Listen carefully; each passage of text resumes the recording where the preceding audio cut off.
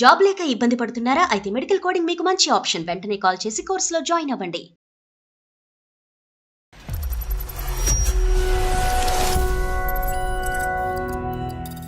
Two years back నాకు marriage అయిందండి. ఆయన బిహేవియర్ తేడా ఉంది మేడం. డౌట్ వచ్చి ఒకసారి ఆయన లేనప్పుడు ఆయన ఫోన్ చెక్ చేశాను.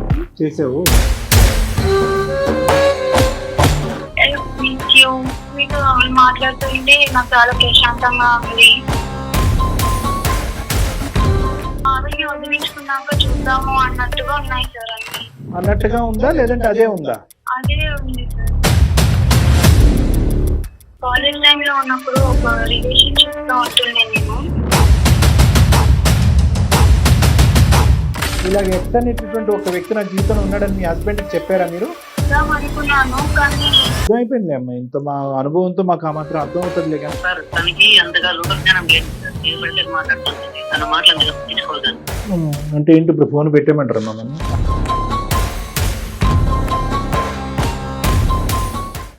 ప్రాబ్లం అని చెప్పి బొట్టు పెట్టి ఆరతి ఇచ్చి నా మనసులో ఉంటే అసలు మిమ్మల్ని పెళ్ళెందుకు చేసుకుంటాను. మనసులో లేడు కానీ ఫోన్ లో ఉన్నాడు కదమ్మా. హాయ్ అంటే హాయ్ అన్నావా లేదంటే హాయ్ హాయ్ హాయ్ అనుకుంటూ ఉన్నావా రోజుల తరబడి? ఒక చాటింగ్ ఒక మెసేజా? మరి నువ్వు నా మధ్యలో వాళ్ళకి నా పరిస్థితి ఏంటి? వెళ్ళిపోద్దేమోనని ముందే రెడీ చేసి పెట్టుకున్నాడు. అవునా? నువ్వు 2 దాస్తే అతను 10 దాచాడు అంతే. వీళ్ళకి చెప్పడానికి నాకు భయం అయింది సార్. నాకు అంత భయపడుతూ చాటింగ్ ఎందుకు చేయాలమ్మా? అదేమన్నా నీ వృత్తి ధర్మమా లేదంటే అది చేయకపోతే నీకు మీ స్కూల్లో శాలరీ ఇవ్వరా? ఒక అబ్బాయిని మనసులో పెట్టుకొని ఇంకా నాతో నన్ను పెళ్లి చేసుకొని మీరు ఎలా ఉండాలి ఆ విషయం నాకు తెలిసి నేను ఎలా నీకు సంతోషంగా ఉండాలి? మీ కథ ఇంకా అసలు మీ కథ కవర్ చేస్తారు మొత్తం సబ్జెక్ట్ లో. చాలా ప్రేమ ఉంది కానీ నా ప్రశ్న ఏంటంటే నమ్మకం ఉందా? ప్రేమైతే ఉంది కానీ నమ్మకం మాత్రం లేదు సార్.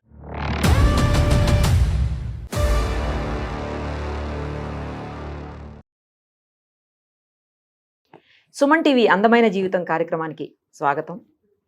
ప్రస్తుతం మనతో పాటు ఉన్నారు ప్రముఖ సైకియాట్రిస్ట్ డాక్టర్ కళ్యాణ్ చక్రవర్తి గారు. డాక్టర్ గారు నమస్తే మేడం. ఒక తప్పు చేసిన తర్వాత ఎవరిని కూడా క్వశ్చన్ చేసే రైట్ ఉండదు ఎవరికి. ఆ తప్పు చెయ్యకముందు ఉంటుందేమో, ఒక తప్పు అయిపోయిన తర్వాత ఇక చెయ్యలేరు, క్వశ్చన్ చేయలేరు, వాళ్ళ జీవితాన్ని కూడా వాళ్ళు సరిదిద్దుకోలేరు. అలాంటి పరిస్థితే ఇప్పుడు 2 భార్యాభర్తలకు వచ్చింది. ఆ అమ్మాయి పెళ్లి చేసింది ఆమెనే. మాట్లాడదాం సార్ ఒకసారి.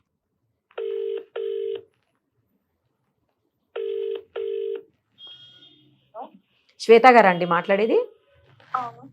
నేను నిరుపమ, సుమన్ టీవీ అందమైన జీవితం కార్యక్రమం నుంచి మాట్లాడుతున్నానమ్మా.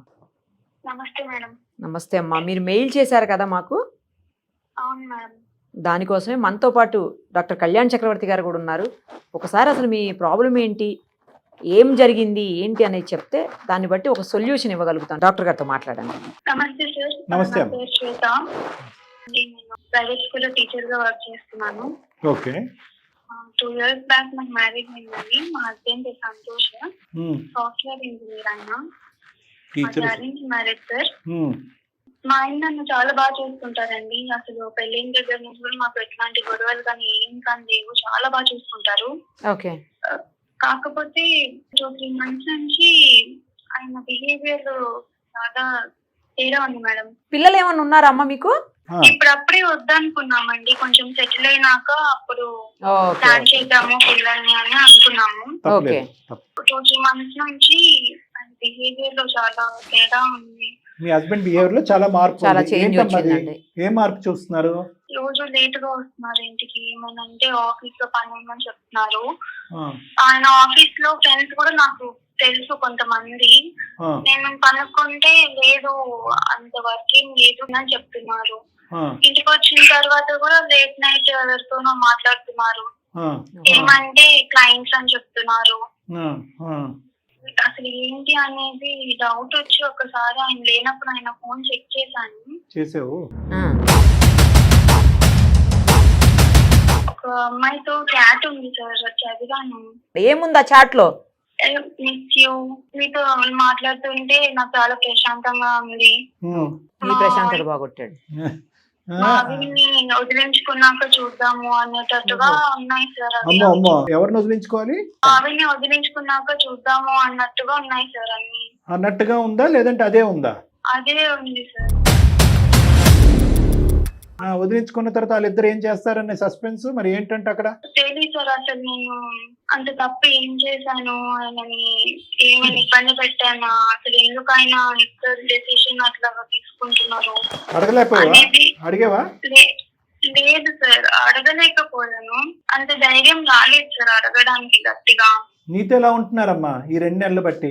ఈ 2 నెలల నుంచి కూడా అంతకు ముందులా అయితే ఉండడం లేదు సార్. ఫోన్ ఎక్కువగా మాట్లాడుతున్నారు, ఏమైనా అడిగితే కసురుకుంటున్నారు, ఆఫీస్ నుంచి లేట్ గా వస్తున్నారు, అసలు ఇంట్లో ఎక్కువ ఉండడం లేదు. ఓకే ఓకే, ఇదివరకున్న ఎఫెక్షన్ కేర్ అయితే కనిపించట్లేదు. లేదు సార్. ఇంతవరకే జరిగింది. మీ ఇద్దరి మధ్యన పిల్లలు లేరు, మీరైతే డైరెక్ట్ గా అతన్ని ఏమీ ప్రశ్నించలేదు. ఇప్పుడు మా ద్వారా అడగాలి అని అనుకుంటున్నారా? ఎందుకు మాకు ఈమెయిల్ పంపించడానికి కారణం ఏంటమ్మా? అడగలేకపోతున్నాను ఎందుకంటే చెప్పాలి మేడం, కాలేజ్ టైంలో ఉన్నప్పుడు ఒక రిలేషన్షిప్ లో ఉంటుండే నేను. తర్వాత బ్రేకప్ అయింది. అంతా వద్దనుకున్న తర్వాతే మ్యారేజ్ చేసుకున్నాను. మ్యారేజ్ అయిన తర్వాత ఆ పర్సన్ మళ్ళీ నాకు మెసేజ్ చేశారు మేడం. చాలా గ్యాప్ వచ్చేసింది కదా, నార్మల్ గా ఫ్రెండ్ గా మెసేజ్ చేశారని నేను కూడా రిప్లై ఇచ్చాను. పెళ్ళైన తర్వాత ఆల్రెడీ హస్బెండ్ ఉన్నప్పుడు పాస్ట్ రిలేషన్షిప్ తో ఉన్న పర్సన్ తో చాట్ చేయడం కూడా కరెక్ట్ కాదనిపించింది. ఓకే, అది ఎందుకు బ్రేక్ అయిందమ్మా మీది? అసలు ఫస్ట్ ఎందుకు బ్రేక్ అయిందో చెప్పండి. మీది అంత సెట్ అవ్వలేదు, పేరెంట్స్ కూడా ఒప్పుకోలేదు. కానీ పెళ్లికి మీ బ్రేకప్ కి అంటే నీ ఎక్స్ బాయ్ ఫ్రెండ్ తో బ్రేకప్ కి ఎంత గ్యాప్ ఉందమ్మా? ఒక మినిమం 4 years గ్యాప్ ఉంది సార్. ఇలాగ ఎక్స్ అనేటటువంటి ఒక వ్యక్తి నా జీవితంలో ఉన్నాడని మీ హస్బెండ్ కి చెప్పారా మీరు? చెప్పలేదు సార్, చెప్దాం అనుకున్నాను కానీ మళ్ళీ తప్పుగా అనుకుంటారేమో, బాగానే ఉన్నాం కదా ఇప్పుడు ఎందుకు మళ్ళీ అనవసరంగా అని. ఎందుకు నువ్వు అంత భయపడుతున్నావు? ఇది గతంలో జరిగిపోయిన నీ రిలేషన్షిప్, అది క్లోజ్ చేసుకున్నావు, లైవ్ లో మీ హస్బెండ్ ది నడుస్తుంది, దాన్ని ప్రశ్నించడానికి భయం ఏంటి?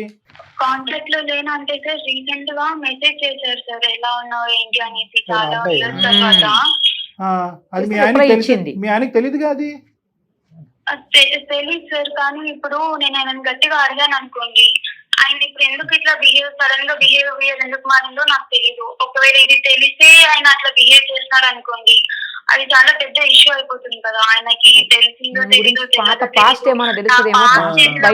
పెట్టుకొని ఆయనతో చాట్ ఒక్కసారి చేశాను, అది కూడా నాకు చాలా గిల్టీగా ఉంది. ఒక తప్పు పెట్టుకొని నేను ఆయన క్వశ్చన్ చేసేంత ధైర్యం వస్తలేదు సార్. ఇప్పుడు ఎందుకు అడగలేకపోతున్నావు అంటే, నేను నిజాయితీగా ఉన్నానా అనే ప్రశ్న నీ మనసులో ఉండటం వల్ల నువ్వు నిజాయితీగానే ఉన్నావు, అది ఎక్స్. కానీ ఈరోజు నువ్వు చేసేటటువంటి చాట్ మీ భర్తకు తెలియకుండా చేస్తున్నావు. క్లోజ్ అయినటువంటి రిలేషన్షిప్ని ఇప్పుడు ఫ్రెండ్షిప్ కింద కంటిన్యూ చేస్తున్నావు. ఎంతమంది మగాళ్ళు ఇది యాక్సెప్ట్ చేస్తారు? సో నీ సైడ్ కానీ ఈ సబ్జెక్ట్ లేకపోతే కనుక ఈరోజు మీ ఆయన గల్లా పట్టుకుని అడుగుండేదాన్ని. అంతే సింపుల్ లాజిక్ కదమ్మా. సో ఎప్పుడు కూడా ఒక రిలేషన్షిప్ క్లోజ్ అయిపోయిన తర్వాత దాన్ని మళ్ళీ పెయింట్ చేసి, దాన్ని పులిమి, దాన్ని ఇంటీరియర్ డెకరేషన్ చేసి, దాన్ని ఫ్రెండ్షిప్ కింద కన్వర్ట్ చేయడం అనేది అవాస్తవం అమ్మా, జరగదు అది. ఎందుకంటే కాన్సెప్ట్గా ఒక చాట ఫిక్స్ అయినప్పుడు మానసికంగా 2 ఫ్రెండ్స్ కింద మీరు అంగీకరించలేరు. మీరు నిజాయితీగానే ఉండొచ్చు, హాయ్ అంటే హాయ్, తిన్నావా అంటే తిన్నావా, అంతవరకే ఉండుండొచ్చు. కానీ మనసులో ఏదో ఆ పాత ఆలోచన అనేది కొద్దిగా కలతో ఉంటుందిగా. సరే, ఏదేమైనా కూడా మీరు చేసేది మాత్రం కూడా కరెక్ట్ కాదనేది నా భావన. కానీ దానికంటే ముందు లైవ్లో మీ ఆయన నడిపించే కథ ఏంటో మనం కనుక్కుందాం, ఓకేనా? కానీ మరి మన డైరెక్ట్గా అడిగితే అతను అఫెండ్ అవుతాడేమో, ఇంకా ఫీల్ అవుతాడేమో. నువ్వు ఏదైనా ఉంటే డైరెక్ట్గా నన్ను అడగచ్చు కదా, సుమన్ టీవీ వాళ్ళ ద్వారా ఎందుకు అడిగించావు, నిరుపమ మేడం చేత ఎందుకు అడిగించాను అంటే అప్పుడు ఏమందాం? నాకంత డైరెక్ట్ గా మాట్లాడే ధైర్యం లేదు, అసలు ఏం చేయాలో అర్థం కావట్లేదు సార్. అందుకే నేను అర్థమైపోయిందిలే అమ్మా, ఇంత మా అనుభవంతో మాకు ఆ మాత్రం అర్థం అవుతుందిలే, కానీ అందుకే మాకు చేసామని. మరి కలుపుతాం మనం ఫోను? మీరు కలుపుతారా సార్? సరే సరే, ఓకే. ఒకసారి నెంబర్ చెప్పండి అమ్మా మీ హస్బెండ్ది. హలో హలో, సంతోష్ గారు, ఎవరండి? నేను నిరుపమ, సుమన్ టీవీ అందమైన జీవితం కార్యక్రమం నుంచి కాల్ చేస్తున్నా అండి. నాకెందుకు కాల్ చేశారు? నాతో పాటు డాక్టర్ గారు కూడా ఉన్నారు, కళ్యాణ్ చక్రవర్తి గారు. మీ వైఫ్ మాకు ఒక మెయిల్ చేశారు, ఆ మెయిల్ చూసి ఆమెతో మాట్లాడాక మీతో కూడా మాట్లాడదామని కాల్ చేస్తున్నాము. ఒక్కసారి డాక్టర్ గారు మాట్లాడతారు. సంతోష్ గారు ఫోన్ పెట్టేకండి, ఒక 2 నిమిషాలు మీరు 2 నిమిషాలు వినండి. మీకు ఇబ్బందికరమైనటువంటి సిచ్యువేషన్ ఏం కాదు, జస్ట్ ఆవిడ భయపడుతుంది. అమ్మాయి చాలా షై అండ్ ఆ అమ్మాయి కొద్దిగా ఇన్నోసెంట్లా అనిపిస్తుంది. ఓకే, మా అభిప్రాయం, మీరేమంటారు తర్వాత చూద్దాం. దానివల్ల ఆవిడ పూర్తిగా వివరాలు కూడా చెప్పలేదు. ఈమెయిల్లో ఏముందంటే, మా భర్తతో నాకు ఒక సమస్య ఉంది, ఒక జటిలమైన సమస్య ఉంది, 2 years పాటు మ్యారేజ్, ఇప్పుడు ఈ మధ్యకాలంలోనే ఒక సమస్య వచ్చింది, దాని గురించి డైరెక్ట్గా మా హస్బెండ్ అడగలేకపోతున్నాను, మీ ద్వారా అడగాలి అని అనుకుంటున్నాను అంది. మీరు ఒక 2 నిమిషాలు మాకు టైం కేటాయించగలరా? సార్ తనకి అంతగా లోకజ్ఞానం లేదు సార్, ఏది పడితే అది మాట్లాడుతుంటుంది, తన మాటలు అంతగా పట్టించుకోవద్దండి. అంటే ఏంటి, ఇప్పుడు ఫోన్ పెట్టేయమంటారు మమ్మల్ని? అలా కాదు, వినండి, ఆవిడ ఎంత లోకజ్ఞానం లేకపోయినా ఆవిడకి ఒక 2 డౌట్లు ఉంది. ఆ డౌట్లు తీర్చవలసిన బాధ్యత మీకు ఉంది కదా. కొన్ని సంఘటనలు ఉన్నాయి, ఆవిడకి కళ్ళకు కనిపిస్తున్నాయి, చెవులకు వినిపిస్తున్నాయి, అవి కాదని మనం ఎలా అంటాము? అంటే 2 years ఆవిడ మీ మీద ఏం అనలేదు. 2 years పాటు లవ్లీ మ్యారేజ్ అండి, there is no doubt about it. ఈ చిలక గురికల్లా ఉన్నాం మేము. అయితే ఈ మధ్యకాలంలో మా ఆయన నాతో కంటే ఫోన్తో ఎక్కువ టైం స్పెండ్ చేస్తున్నాడు, ఆఫీస్లోనే బిజీయే, ఇంట్లో కూడా బిజీయే. ఈ మధ్యకాలంలో లేట్ వస్తున్నాడు, 2 మెసేజ్లు ఏవో చూడకూడదు చూశాను అని అందనమాట. అవి కూడా మరి లోకజ్ఞానం లేనట్టేనా? సార్ అసలు తను చేసింది తెలిస్తే మీకు అసలు తనతో మాట్లాడు తను అసలు ఏం చేసినా తెలిస్తే తను నా ముందు ఉన్నంత ఇదిగా కూడా ఉండదు. తన చేసింది తనకు తెలీదా? నేను ఎందుకు ఇలా చేస్తున్నాను తనకు తెలీదా? ఇప్పుడు మీరు చెప్పండి, మాకు తెలుసుకోవాలని ఉంది. ఏంటి ఆవిడ ఏం చేసింది, దానికి పోటీగా మీరేం చేశారు? ఏం చెప్పలేదా? లేదు, ఏమీ చెప్పలేదు మాకు. ఆవిడ ఏదో ఇబ్బంది పడుతుంది మానసికంగా, మీరు క్లారిటీ తెచ్చుకోండి అని అన్నాం. మీరు ఏం జరిగిందో మీరు చెప్పండి. కాదు మేడం, ఒక అమ్మాయిని ఇష్టపడి ఇప్పటికి మాకు మ్యారేజ్ అయ్యి 2 సంవత్సరాలు. 2 సంవత్సరాలు ఇంతవరకు మాకు పిల్లలు లేరంటే ఒక ఫైనాన్షియల్ ఇష్యూ అది ఒకటే కాదు మేడం. తన పైన ప్రేమ ఎక్కడ తగ్గిపోతుందో ఏంటో అనేసి నేను 2 సంవత్సరాల నుంచి అసలు పిల్లలు కూడా మాకు వెళ్ళలేదు ఇంతవరకు. కానీ ఎంత దాచిందంటే నా దగ్గర ఒక అబ్బాయితో మాట్లాడుతుంది, చాటింగ్ చేస్తుంది. ఆ విషయం నేను తెలుసుకున్నాను. సరే చెప్తుంది ఇన్నాళ్ళు వెయిట్ చేస్తున్నాను, ఇంతవరకు అసలు నాకు చెప్పలేదు. తనను అంతగా ఇష్టపడి అంత ప్రేమిస్తున్నాను. 2 సంవత్సరాల నుంచి పిల్లలు కూడా ప్లాన్ చేసుకోకుండా తనతోనే ప్రేమ పంచుకుంటున్నాను. అలాంటి తను నాకు ఇంతవరకు ఆ విషయం చెప్పకుండా మరి నేనేదో చేశానని చెప్పి మరి నేను అంతగానే బాధపడేటాను. ఏంటో ఏదో నువ్వు తప్పు చేసావని కూడా అంటున్నాడు. మాట్లాడమ్మా మీ వారితో, ఆవిడ కూడా లైన్ లో ఉంది సార్. చెప్పే కాదు, నేను ఇలా ఎందుకు చేస్తున్నాను నీకు తెలీదా? చేస్తున్నాడని ఒప్పుకుంటున్నాడు. కాదండి, నాతో ఏమైనా ప్రాబ్లం ఉండే ముందు మీరు నాతో ఇది ప్రాబ్లం అని చెప్పి ఎందుకు ఇట్లా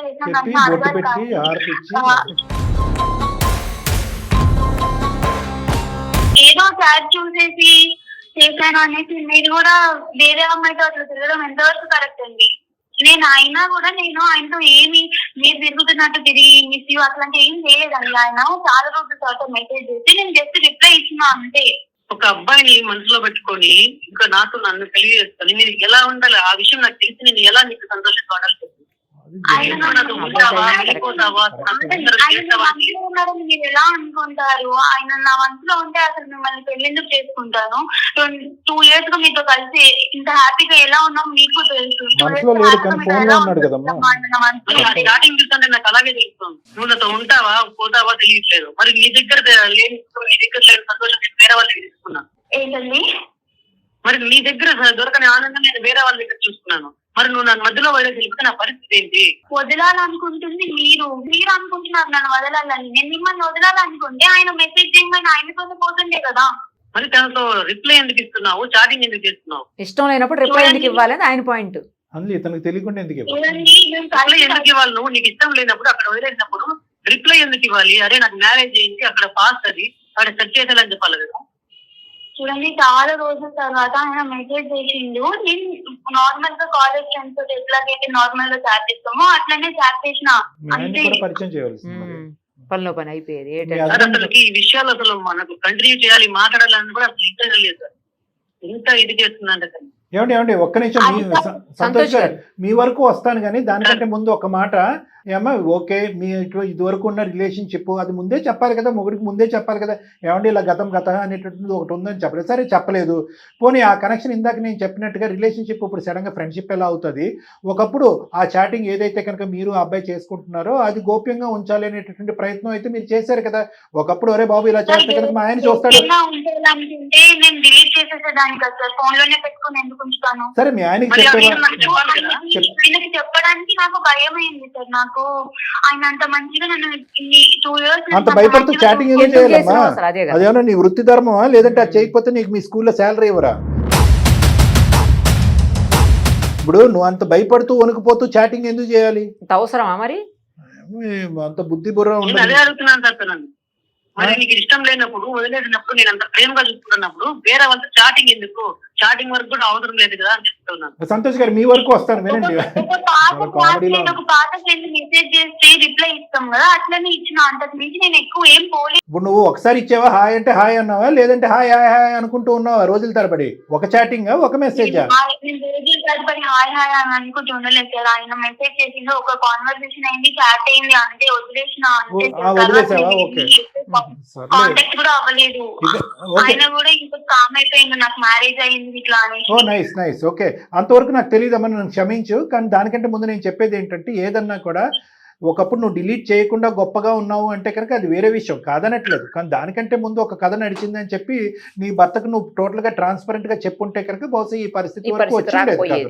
ఓకే, కొంతమంది చెప్తారు, కొంతమంది చెప్పరు. కానీ మీరు ప్రత్యేకంగా మళ్ళీ అది రీస్టార్ట్ చేశారు. అది 10 నిమిషాలు రీస్టార్ట్ చేశారా, 10 రోజులు రీస్టార్ట్ చేశారా అనేది డిఫరెంట్ స్టోరీ. ప్లస్ మీరు డిలీట్ చేయలేదు, ఎందుకంటే మీరు నిజాయితీగా ఉండాలనే ఉద్దేశంతో డిలీట్ చేయలేదు. కానీ నువ్వు నిజాయితీగా ఉన్నావు, డిలీట్ చేయకపోవటం వల్ల మీకు గొప్పగా మీ ఆయన్ని సన్మానిస్తాడా, లేదంటే గతాన్ని తవ్వి నిన్ను ప్రశ్నిస్తాడా అనేటటువంటి ఆలోచన నీకు ఉండాలి. ఓ రేపొద్దున ఇది ఏది నా ఫోన్ లాక్ లేదు, లేదంటే మెసేజ్ డిలీట్ అవ్వలేదు, ఈ సబ్జెక్ట్ మా ఆయనకు తెలిస్తే కనుక అది ప్రమాదం అవుతుంది, ముందే చెప్దామని చెప్పుంటే అయిపోయి ఉండేది. కానీ నువ్వు ఎప్పుడు చెప్దాం అనుకున్నావు ఈ విషయం? ఎప్పటికీ జీవితాంతం ఇంకా క్లోజ్ చేద్దాం అనుకున్నావా? ఆయన నాకు మళ్ళీ మెసేజ్ చేసిన టైంకి చాట్ చేసినాను, కానీ తర్వాత నాకు చాలా గిల్టీ అనిపించింది. చెప్దాం అనుకున్నాను, కానీ నాకు మళ్ళీ తప్పుగా అనుకుంటారేమో అనేసి నాకు చెప్పడానికి అవ్వలేదు. భయపడ్డావు. ఇప్పుడు ఆ అమ్మాయి వరకు క్లియర్ ఉంది నాన్న, నువ్వేమి ఆ అబ్బాయి స్థానంలో నిన్ను కూర్చోపెట్టిందా, మనసులో ఎందుకు తీయలేదు, ఆ ప్రేమ ఇప్పటికీ కంటిన్యూ అవుతుంది, చాటింగ్ ఇంతే కాదు, అంత సబ్జెక్ట్ ఇక్కడ లేదు. అది నేను గుండెల మీద చేసుకుని అయితే మాత్రం చెప్పగలను. ఈ విషయం ఒక్కసారి నాకు చెప్పింటే నేను యాక్సెప్ట్ చేసింటాను. తెలియదు కదా అప్పుడు మీరు యాక్సెప్ట్ చేస్తారు. కాదు సంతోష్ గారు, ఆ అమ్మాయి వైపు ఎలా ఉంటదంటే, అలా నిజం చెప్పిన తర్వాత యాక్సెప్ట్ చేస్తారో లేకపోతే అది పెద్ద ఇష్యూ అయిపోయి ఫ్యామిలీలో గొడవలు అవుతాయేమోనని ఒక భయం అనేది ఉంటుంది కదండి. నువ్వు అక్కడే పప్పు రుబ్బితే కష్టం తమ్ముడు. నేను అడిగేది ఏంటంటే, మీ ఆవిడ ఇందాక నువ్వేమన్నావు ఓపెనింగ్ స్టేట్మెంట్, ఆ అమ్మాయి అమాయకురాలండి, ఆ అమ్మాయికి లోకజ్ఞానం లేదు, అవేం పిచ్చి పిచ్చి మాటలు ఫోన్ పెట్టండి అన్నావు కదా. అదే అమాయకురాలు, అదే లోకజ్ఞానం లేనటువంటి అమ్మాయి మొగుడికి ఈ సబ్జెక్ట్ చెప్తే కనుక ఎలా రియాక్ట్ అవుతాడు అనేది 190 మంది అమ్మాయిలు భయపడతారు. అరే ఈ పెళ్లి చెడిపోద్దేమో, ఆ లేని గొడవకు ఇప్పుడు ఎందుకు అత్తెచ్చుకుని ఇక్కడ లైవ్ సబ్జెక్ట్ చెప్పడం, నిజాయితీ నెక్కచ్చ అనేటటువంటి మాటల తర్వాత ఎందుకమ్మా ఈ కొంప ముంచుకునేటటువంటి మాటలు అని చెప్పి చాలా మంది అమ్మాయిలు అది క్లోజ్ చేస్తారు. ఆ సబ్జెక్ట్ తీసుకొచ్చి ఇప్పుడు లైవ్ లో ఉన్నదని మీరు ఎలా అనుకుంటారు? కాదు, ఆ నెంబర్ కి నేనే డైరెక్ట్ గా కాల్ చేశాను. డైరెక్ట్ గా కాల్ చేసి కనుక్కుంటే తనతోనే మాట్లాడాను. తనతో మాట్లాడి నేను బెదిరించిన తర్వాతనే అక్కడ చాట్ ఆగాయి. లేకపోయింటే ఇంకా ఎంతవరకు సాగింటా ఏమో నాకు తెలియదు. నేను కాల్ చేసి కనుక్కొని బెదిరించిన వరకు కాల్ కట్టేస్తే ఆగాయి. నిజం చేస్తుంది. ఏమంటే 2 కోయిన్సైడ్ అవ్వచ్చు కదండి. వాళ్ళు ఆపేయటం ఓకే, ఒకసారి మాట్లాడారు, ఈ అమ్మాయి కరెక్ట్ కాలేదు, నా పెళ్ళి అయింది, ఇది కరెక్ట్ కాదని ఆ అమ్మాయి చెప్పడం వల్ల ఫుల్ స్టాప్ పెట్టి ఉండొచ్చు. ఆ అబ్బాయికి డబుల్ డోస్ పడింది, నువ్వు కూడా వెళ్ళి వార్నింగ్ ఇచ్చావు. సో నీ వల్లే ఆగిపోయాడని ఎందుకు అనుకోవాలి? వాళ్ళు ముందే అయిపోయి ఉండొచ్చు కదా. హాయ్ అని చెప్పగానే క్లోజ్ అని అంది ఈ అమ్మాయి, బాయ్ అని చెప్పలేదు. మరి ఇంకేం చేద్దాం? మీరు ఇప్పుడు ఒకటి అదొక సబ్జెక్టు, రెండోది అంటే టిట్ ఫర్ టాట్ అండి. ఇది ఆవిడ తప్పు చేస్తే ఆవిడని మందలించండి, తిట్టండి, నిందించండి, వాళ్ళ అమ్మ నాన్న తీసుకొచ్చి పంచాయతీ పెట్టండి. అంతేగాని టిట్ ఫర్ టాట్ అన్నట్టుగా మీ కథ ఏంటి? అసలు మీ కథ కవర్ చేస్తారు మొత్తం సబ్జెక్ట్ లో. మీరు చాట్ చేసిన అమ్మాయి ఎవరు, ఎలా పరిచయం? తెలుసుకోవట్లేదు సార్ నేను. మళ్ళీ వాళ్ళ అమ్మ వాళ్ళు చెప్పి తన బ్యాడ్ ఎక్కడ, తన ఎక్కడ బ్యాడ్ అయిపోతుంది. ఈ బ్యాడ్ కంటేనా, ఈ దరిద్రం కంటేనా? ఇప్పుడు మీరు ఇంకో అమ్మాయిని తీసుకొచ్చి ఆ అమ్మాయితో చాటింగ్ చేస్తూ అమ్మాయి నరకాన్ని చూపెడుతున్నారు. దానికంటే వాళ్ళ అమ్మాయితో 4 తిట్లు తిప్పించడం బెటర్ ఏమో. లేదంటే మీరు అడగచ్చు కదా, ఏంటి అన్యాయం ఏంటని అడగచ్చు కదా. సరే మీ ఖర్చు చెప్పండి అసలు. ఫస్ట్ ఆఫ్ ఆల్ ఎవరి అమ్మాయి? ఎప్పుడైతే నేను ఈ చాటింగ్ ఈ వ్యవహారం చూసానో అప్పుడే నాకు అర్థమైపోయింది, ఎప్పుడో ఒకప్పుడు వెళ్ళిపోతుంది, నాకైతే ఉంటది అనిపించింది. ఇంత ప్రేమగా చూసుకుంటానని, అయినా కానీ నాకు ఈ విషయాలు ఏం చెప్పట్లేదే అనేది ఆ బాధతో నేను ఇంకా ఒంటరిగా ఫీల్ అయిపోయింది సార్. చాలా అంటే చాలా బాధపడ్డాను, ఒంటరిగా ఫీల్ అయిపోయాను. అదే టైంలో నేను ఎక్కడైతే వర్క్ చేస్తున్నానో అక్కడ పరిచయం అయింది. సో బాధపడే సిచ్యువేషన్ లో తన నాకు కొంచెం ఇదిగా అనిపించింది. అక్కడ తనతో కనెక్ట్ అయ్యాను. నేను కూడా తనతో ఎక్కువ ఏం తప్పు అలా ఏం తిరిగాను, ఫోన్ మాట్లాడడం మెసేజ్ చేశాను తప్ప ఏదో ఫీలింగ్ అది తను ఉంటుందా వెళ్ళిపోతుందా అనేది. అదే టైంలో తన కనెక్ట్ అవ్వడం వెళ్ళిపోద్దేమోనని ముందే రెడీ చేసి పెట్టుకున్నాడు. అవునా? అక్కడ రిలేషన్ అలాంటిది ఏం పెట్టుకోలేదు నేను.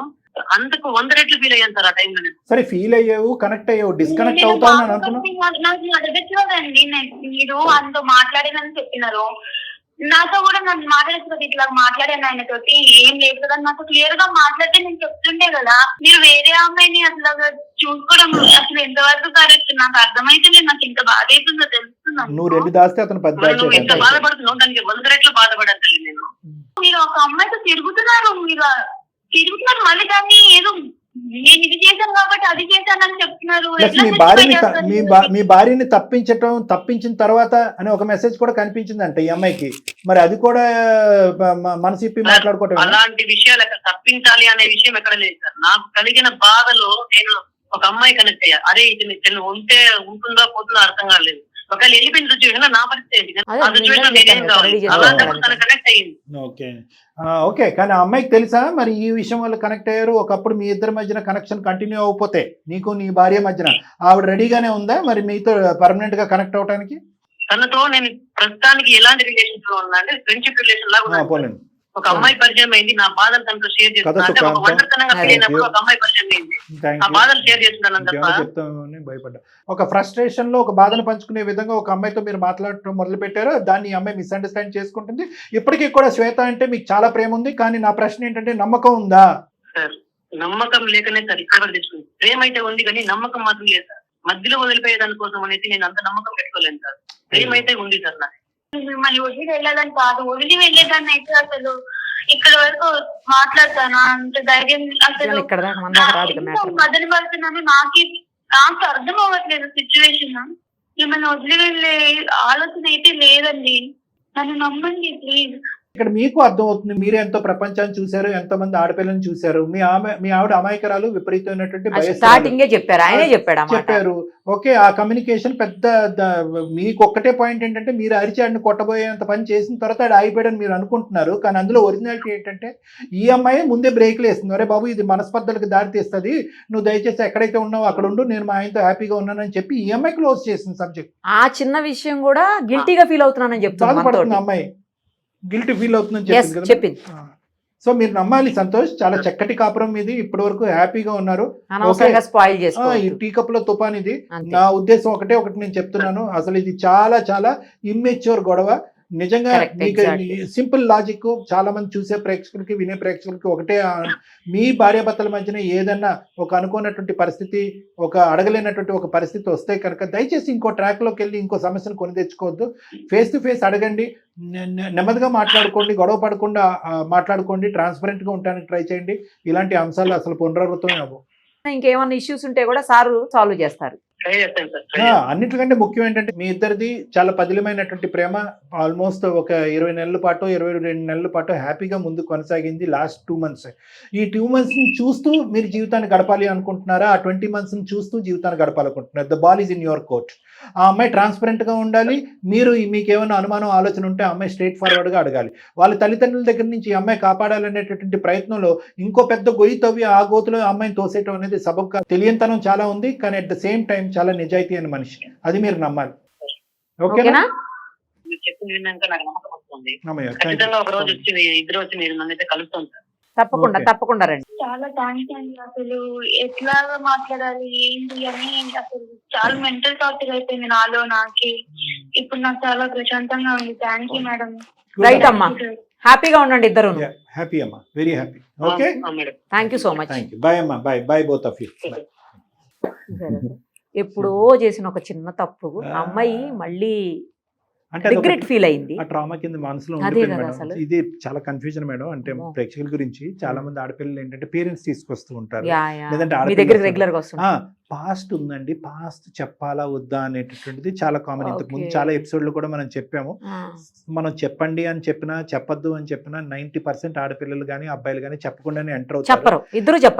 అబ్బాయిలు కూడా చెప్పరు 90%. కానీ కొంతమంది ఏంటంటే అలా చెప్పకుండా వచ్చేటటువంటి వాళ్ళకి కొద్ది భారంగా ఉంటుంది గుండె. ఎందుకంటే ఒక ప్లెయిన్ అండ్ ట్రాన్స్పరెంట్ ప్లాట్ఫామ్ మీద జీవితాన్ని మొదలు పెడదాం అనే ఆలోచనతో వచ్చే వాళ్ళు ఒకలైతే కనుక ఏమో రేపొద్దున ఏదైనా ఒక మెసేజ్ చాటో లేదంటే ఫేస్బుక్ ఇన్స్టాగ్రామ్ ఏదైనా ఒక ఫోటో చూస్తే ప్రాబ్లం అవుతుంది. సో కాబట్టి ఏంటంటే చాలా మంది ఈ 90%లో చెప్పనటువంటి వాళ్ళు ఏం చేస్తారంటే కొంతకాలం ప్రయాణం కొనసాగిన తర్వాత, ఒక బంధం ఏర్పడిన తర్వాత, ఒక బాండ్ ఏర్పడిన తర్వాత ఒక మంచి క్షణంలో సరదాగా చెప్తారన్నమాట, ఇలా ఉండేది నాకు కానీ అది మధ్యలో కట్ అయిపోయిందని క్యాజువల్ గా చెప్పి అక్కడ క్లోజ్ చేసేటప్పటికి వాళ్ళ మనసు తేలిక అవుతుంది అన్నమాట. అంటే తెలియాలి కాబట్టి చెప్తున్నా. రైట్ సార్, ఎనీహౌ ఒక జంట అయితే కలిశారు, చాలా హ్యాపీగా ఉంది నాకు కూడా. Thank you so much. Thank you madam.